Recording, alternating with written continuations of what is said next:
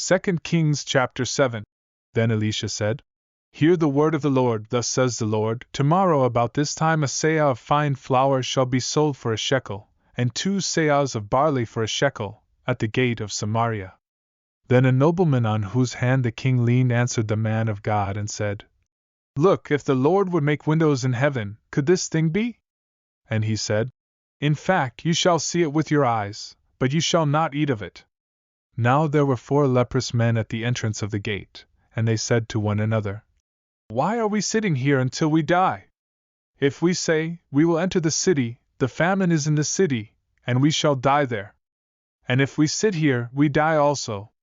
Now therefore, come, let us surrender to the army of the Syrians. If they keep us alive, we shall live, and if they kill us, we shall only die. And they rose at twilight to go to the camp of the Syrians. And when they had come to the outskirts of the Syrian camp, to their surprise, no one was there. For the Lord had caused the army of the Syrians to hear the noise of chariots, and the noise of horses, the noise of a great army. So they said to one another, Look, the king of Israel has hired against us the kings of the Hittites and the kings of the Egyptians to attack us. Therefore they arose and fled at twilight, and left the camp intact, their tents, their horses, and their donkeys, and they fled for their lives. And when these lepers came to the outskirts of the camp, they went into one tent and ate and drank, and carried from it silver and gold and clothing, and went and hid them.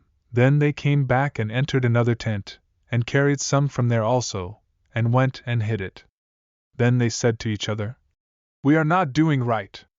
This day is a day of good news, and we remain silent.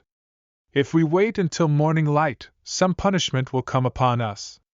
Now therefore come, let us go and tell the king's household. So they went and called to the gatekeepers of the city, and told them, saying, We went to the Syrian camp, and surprisingly no one was there, not a human sound, only horses and donkeys tied, and the tents intact. And the gatekeepers called out, and they told it to the king's household inside.